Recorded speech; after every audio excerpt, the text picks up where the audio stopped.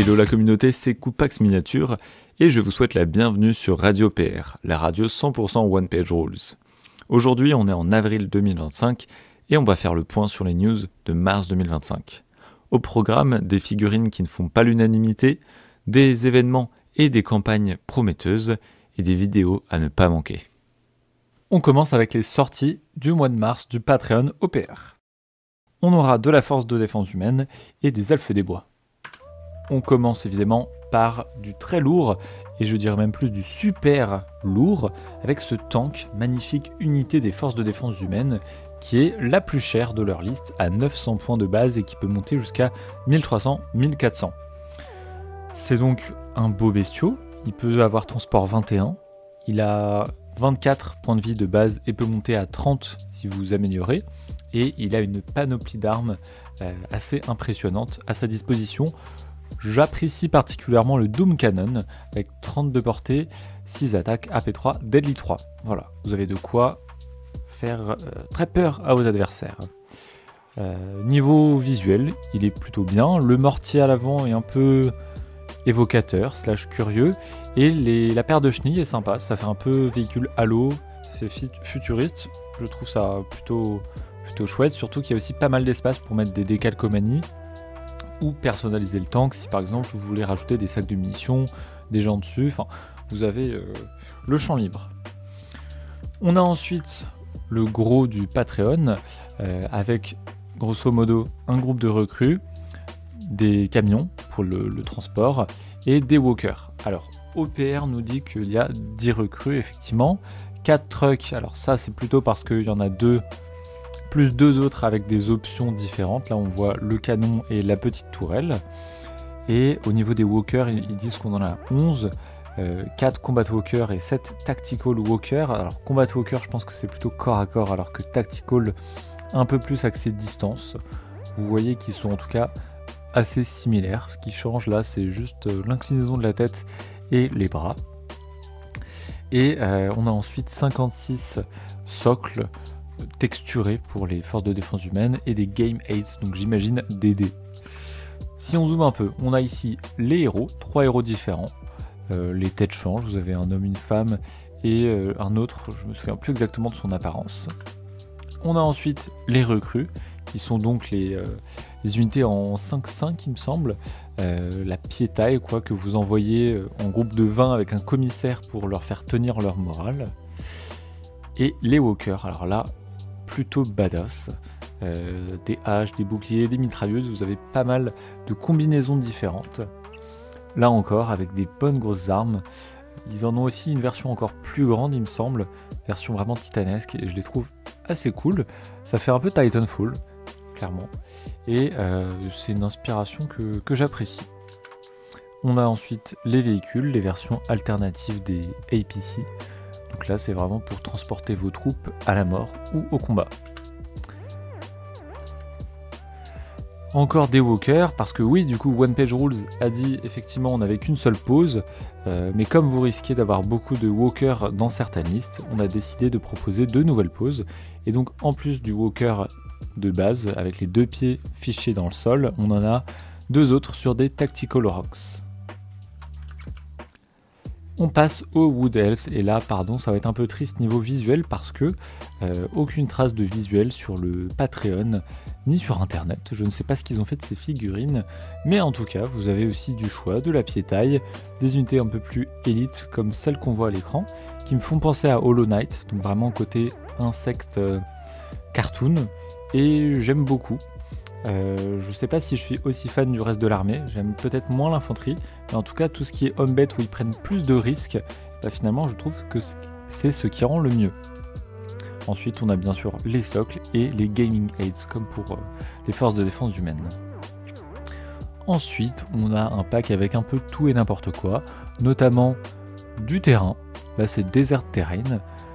Encore une fois j'aime beaucoup le look, ça fait très cartoonish, ça me fait penser aussi au jeu Torchlight. Je sais pas si vous avez joué, c'est un hack and slash très sympathique et on retrouve un peu cette esthétique dessin animé / jeu vidéo. On a ensuite des personnages pour Hero Quest, enfin pardon, pour Age of Fantasy Quest. Ici c'est le barbare vampire. C'est un choix inattendu, mais pourquoi pas. On a aussi un elfe, mais pas de visuel. Et pour Star Quest, on a même un héros des Alien Hives, mais idem, pas de visuel. Vous avez ici les vaisseaux pour le jeu Warfleet, pardon. C'est le Empire Fleet, des vaisseaux plutôt sympas. Encore une fois, un design un peu cartoonish qui me fait penser à Deep Rock Galactic, donc le jeu où vous incarnez des nains dans l'espace. Super jeu, je recommande. Et donc sympathique si vous jouez à ce jeu, sinon pas vraiment d'intérêt. Ensuite, on a le reste des récompenses du classique, c'est les tokens en papier si vous préférez jouer avec des figurines que vous imprimez sur votre imprimante. On a du Shadow Stalkers, des nains, du terrain, on a des histoires et des missions. Alors attention, les histoires sont aussi gratuites. En revanche, les missions, toujours intéressant pour varier les plaisirs si vous jouez avec les missions narratives. On a en preview AOF Quest, Heart of the Rot et Into the Frontier, Chapters 1 à 6. Bon bref, voilà, si vous jouez en narratif et que vous aimez bien Quest et Star Quest, vous avez des choses en avance. Et aussi, comme d'habitude, je l'ai remis, mais je ne le mettrai pas dans les futurs Radio PR. Vous avez le Welcome Pack avec 2 groupes d'unités, une pour du futuriste et l'autre pour du Age of Fantasy, ainsi que quelques héros pareil pour Star Quest et pour AOF Quest. Enfin, concernant les mises à jour globales, on a les orques qui ont été changés. Ils sortiront plutôt en avril, mais donc les previews n'avaient pas satisfait la communauté OPR, et donc prenant en compte leurs suggestions, la team One Page Rules a décidé de les rendre un peu plus sauvages en rajoutant des motifs, des boucles d'oreilles, des cicatrices, etc. pour les rendre un peu plus originaux et ne pas en faire des forces de défense humaines légèrement modifiées. On a ici un zoom donc voilà, sur la tête avec des crocs légèrement augmentés. Ensuite, on a eu quelques mises à jour au niveau des règles le 10 mars. Je n'en ai pas fait de vidéo parce que c'était des mises à jour vraiment minimes, comme ils le disent eux-mêmes. C'est surtout quelques petits changements sur les héros, sur les options possibles. Je vous mets à l'écran toutes les mises à jour, comme ça si jamais vous jouez une de ces armées, voilà, vous savez ce qui a changé. Mais donc c'est surtout des améliorations, qualité de vie, nouvelles armes, rien de très déterminant. Ensuite, on passe aux vidéos. Alors, je commence tout de suite en bas à gauche, parce que vive la France, on a l'interview de Chainsword, l'entretien exclusif avec un insider de la team OPR, et je ne la mets pas que en avant parce que j'y participe, mais j'y participe, donc n'hésitez pas à aller la regarder. Super vidéo, super initiative de la part de Chainsword, ça fait plaisir d'avoir des insights de la team OPR, et en plus des gens qui sont en France, bah, ça fait doublement plaisir, ça montre que notre pays peut carrément être impliqué dans ce jeu et son développement, donc c'est assez prometteur. Ensuite, tout en haut à gauche, on retrouve Mini Wargaming qui est assez populaire ma foi, et donc qui a fait un rapport de bataille Dark Elf Raider vs Alien Hives. Je recommande, ils sont pas complètement au point sur les règles, mais belle figurine, beau décor, et c'est aussi un youtubeur que j'aime beaucoup. Ensuite, Wylox Armory, pareil, plutôt populaire, a fait une énorme bataille. KO vs Battle Brothers, donc du classique, et très sympa à regarder si vous avez un petit peu de temps. Et enfin, Hones Wargaming, qui est le youtubeur en partenariat avec One Page Rules, nous a fait un petit rapport de bataille avec pour le coup les figurines OPR uniquement, les nains contre les forces de défense humaines, et très sympa à regarder aussi, assez violent. Enfin, au niveau des événements, donc One Page Rules annonce tous les événements à venir du mois prochain dans le cadre de son programme OPR Rangers, et aussi pour donner à tout le monde de la visibilité sur son site. Alors après, tout le monde ne référence pas ces événements, mais c'est déjà cool, ça donne un coup de projecteur à ce qui se passe. Déjà, OPR était présent à la Depticon aux États-Unis, donc c'est chouette, ça fait de la visibilité à l'international.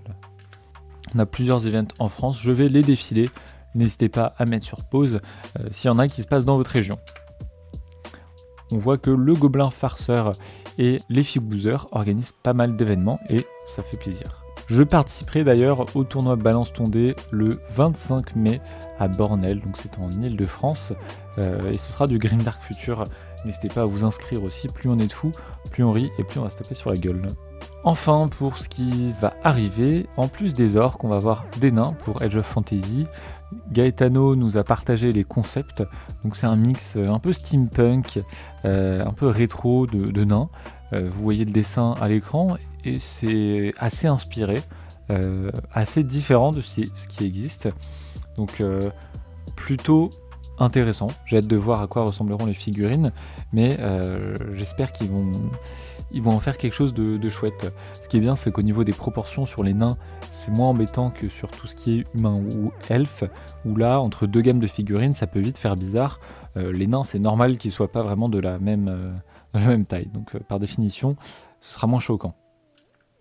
On a aussi une campagne participative Broken Truth, dans laquelle les Saurian Starhost vont affronter les légions robots. J'ai hâte que cette campagne sorte. En plus, c'est une grosse boîte de lancement avec des figurines en plastique. Pas de l'impression 3D, non, vraiment des figurines en plastique. Donc c'est assez génial. Et j'espère que ça pourra se retrouver un peu partout dans les magasins en France. Parce que c'est vraiment un bon moyen de partager OPR et les figurines. Parce que on parle souvent du système de jeu et finalement quand on n'a pas d'imprimante 3D, c'est pas aisé de se procurer leurs figurines. Donc là c'est un super coup de projecteur et j'espère une porte d'entrée à une popularisation de OPR. Voilà, donc là je vous montre des photos des unités. Ensuite on va voir le premier livre de faction de Grimdark Future qui sera fait sur les dynasties éternelles. Elles ont un lore sympathique, ma foi, et donc il sera développé dans ce livre. Ils font une campagne sur My Mini Factory, donc vous aurez à la fois le livre, mais aussi des figurines qui seront à mon avis mises à jour, et peut-être qu'ils en profiteront pour en ressortir d'autres. Voilà, vous aurez donc le livre de faction, 4 héros, et une armée complète avec plus de 100 figurines.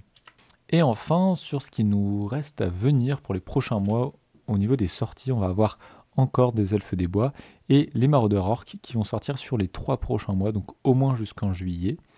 En juin, ils vont également faire apparaître les nains dont je vous parlais juste avant, et on aura un nouveau Welcome Pack, donc de nouvelles figurines avec des petites factions type Firefight. Et sur ce, Radio PR, première du nom, touche à sa fin. Merci beaucoup d'avoir regardé ou écouté. J'espère que le format vous a plu. N'hésitez pas à faire des retours dans les commentaires ou sur Discord ou sur Facebook. Je suis présent sur les 3. Et en tout cas, ça m'a fait très plaisir de tester ce nouveau format. J'espère que ça vous aura plu autant que moi. À la prochaine et vive OPR!